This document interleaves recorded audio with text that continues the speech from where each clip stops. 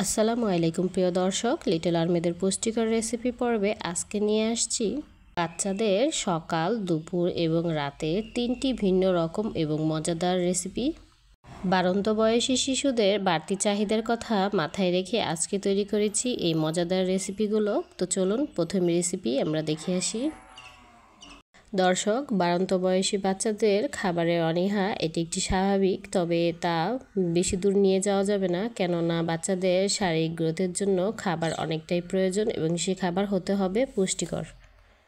তাই সকালের ব্রেকফাস্টটি যেন বাচ্চা পেট ভরে খায় এবং সঠিক পুষ্টিও পায়, এমন রেসিপি তৈরি করার জন্য এখানে আমি নিয়েছি আখরোট বা ওয়ালনাট, একটি কাজু বাদাম এবং কয়েকটি কিশমিশ, এবং ফলের মধ্যে নিয়েছি মজাদার স্ট্রবেরি, যা আমাদের সকল বাচ্চারাই পছন্দ করে থাকে।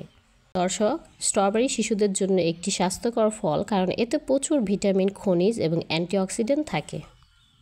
এবং আরেকটি উপাদান হচ্ছে ওটস। এখানে আমি আমার বেবির জন্য এই ওটসটি ব্যবহার করে থাকি। চাইলে আপনারা এই ওটসটি নিয়ে নিতে পারেন, অথবা আপনারা যেই ওটস বাচ্চাদের খাওয়ান সেই ওটসটি নিয়ে নেবেন পরিমাণ মতো। এখানে আমি 1 টেবিল চামচের মতো ওটস নিয়েছি। ওটস শুধু বাচ্চাদের ক্ষুধামন্দা ভাবই দূর করে না, সেই সঙ্গে তাদের ওজনও বৃদ্ধি করতে সাহায্য করে। তো এখানে আমি একটি গ্রেটারের সাহায্যে প্রথমে বাদামগুলো গ্রেট করে নেব এবং এরপরে স্ট্রবেরিগুলো গ্রেট করে নেব। দর্শক, এখানে আপনারা আপনাদের প্রয়োজন বুঝে স্ট্রবেরি নিয়ে নেবেন। এখানে আমি একটি স্ট্রবেরি নিয়েছি। আপনারা চাইলে এখানে 2-3টিও নিতে পারেন, অথবা স্ট্রবেরি হাতের কাছে না থাকলে এটি কলা দিয়েও করতে পারেন। তো এখানে আমি প্যানে দুধ গরম করে নিয়েছি। বলক আসার পর এখানে আমি পরিমাণ মতো ওটস দিয়ে দিব, দিয়ে ভালোভাবে এইটিকে সিদ্ধ হওয়া পর্যন্ত রান্না করে নেব। মোটামুটি রান্না হওয়ার পর এখানে আমি দিয়ে দিব গ্রেট করা বাদাম এবং কিশমিশ। কিশমিশ চাইলে এখানে আপনারা পেস্ট করেও দিতে পারেন, অথবা কেটে কুচি কুচি করেও দিয়ে দিতে পারেন।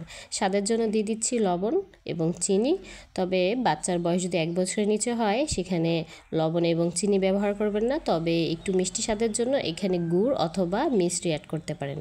তো যখন রান্নাটি হয়ে আসবে তারপর এখানে আমি দিয়ে দিব গ্রেট করা স্ট্রবেরি। স্ট্রবেরিটি দেওয়া হয়ে গেলে এর মধ্যে ঘনতা আসা পর্যন্ত রান্নাটি করে নেব। আপনার বাচ্চা যে লিকুইডে খাবারটি খেতে পছন্দ করে ঠিক ওই লিকুইডেই নামিয়ে নেবেন। তো আমি এই পর্যায়ে নামিয়ে নিয়েছি, কেননা ঠান্ডা হয়ে গেলে আরও ঘনত্ব চলে আসবে এর মধ্যে। সকালের ব্রেকফাস্টটি আমি এভাবে সুপারফুড দিয়ে তৈরি করেছি। আপনারা চাইলে এভাবেই তৈরি করে দিতে পারেন, অথবা আপনাদের সুবিধা অনুযায়ী তৈরি করে নিতে পারেন। তো এই খাবারটি আপনার বাচ্চার গ্রোথের জন্য খুবই গুরুত্বপূর্ণ ভূমিকা রাখবে। বাচ্চার সুস্থ হজমের জন্য এখানে আমি ব্যবহার করেছি স্ট্রবেরি, এবং গ্রোথের জন্য ব্যবহার করেছি বাদাম এবং কালো কিশমিশ। বাচ্চাকে সঠিক পুষ্টি দিতে চাইলে এইভাবে তৈরি করে দিন। তো আমার দ্বিতীয় রেসিপিটি হচ্ছে, এই রেসিপি আপনারা বাচ্চাকে দুপুরে লাঞ্চে সার্ভ করতে পারেন ভাতের সাথে, অথবা শুধুও খেতে দিতে পারেন, কেননা এই খাবারটি অনেক পুষ্টিকর এবং অনেক মজাদার। এখানে আমি প্রথমে পরিমাণ মতো মুগ ডাল এবং মসুর ডাল নিয়েছি। এখানে চাইলে আপনারা শুধু মুগ ডাল দিয়েও রান্নাটি করে নিতে পারেন। প্যান গরম হলে তার মধ্যে রেগুলার অয়েল দিয়ে তার মধ্যে সামান্য একটু জিরা দিয়ে দিব, তার মধ্যে রসুন কুচি এবং আদা কুচি দিয়েছি, এবং এতটুকু পেঁয়াজ কুচি ব্যবহার করেছি।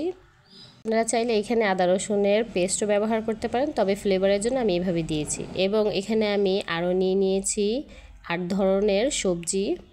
আপনাদের হাতের কাছে যেই সবজি আছে তা দিয়ে আপনারা এই রান্নাটি করে নিতে পারেন। তো এখানে সিদ্ধ হওয়ার জন্য ব্যবহার করেছি পরিমাণ মতো লবণ, এবং তারপরে দিয়ে দিব সামান্য হলুদের গুঁড়ো দিয়েছি, এবং এখন দিয়ে দিব গোলমরিচের গুঁড়ো। এখানে আমি এভাবে থেতো করে নিয়েছি। এই উপকরণগুলো দিয়ে এখন আমি ভালোভাবে তেলের সঙ্গে সবজিগুলো ভেজে নেব। ভেজে নেওয়া মোটামুটি হয়ে গেলে এর মধ্যে আমি একটি আশ্চর্যজনক উপাদান ব্যবহার করব, যা আমাদের বাচ্চাদের হজম এবং মুখের রুচি ফেরাতে কাজ করে।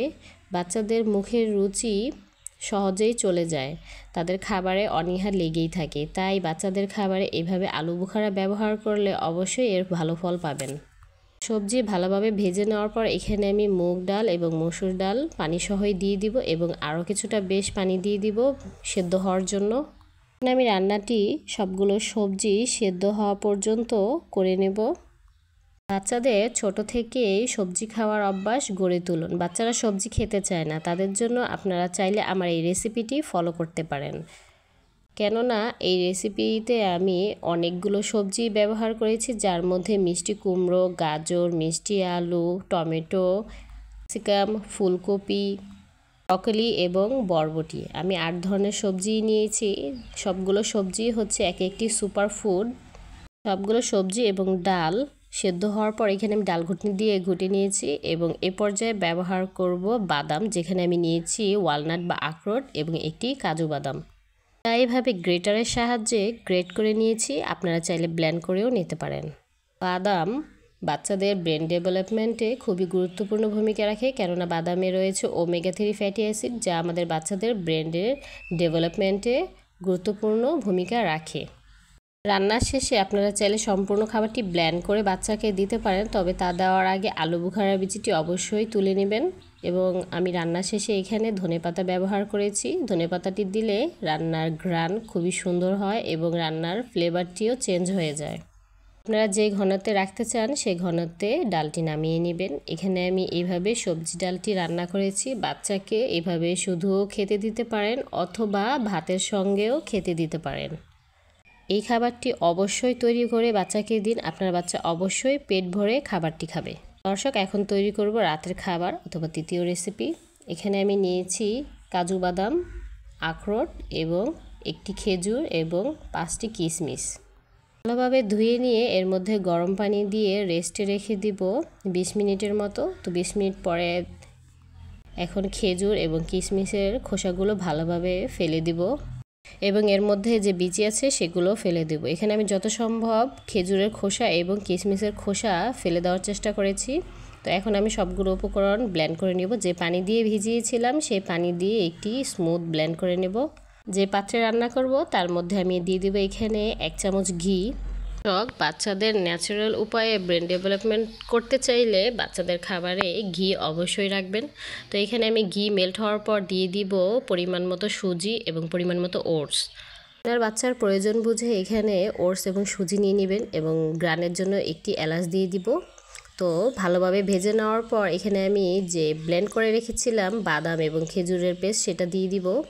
পানির পরিবর্তে এখানে আমি পেস্টের পানিটি ব্যবহার করেছি। আপনারা চাইলে এখানে দুধ দিয়েও তৈরি করতে পারেন।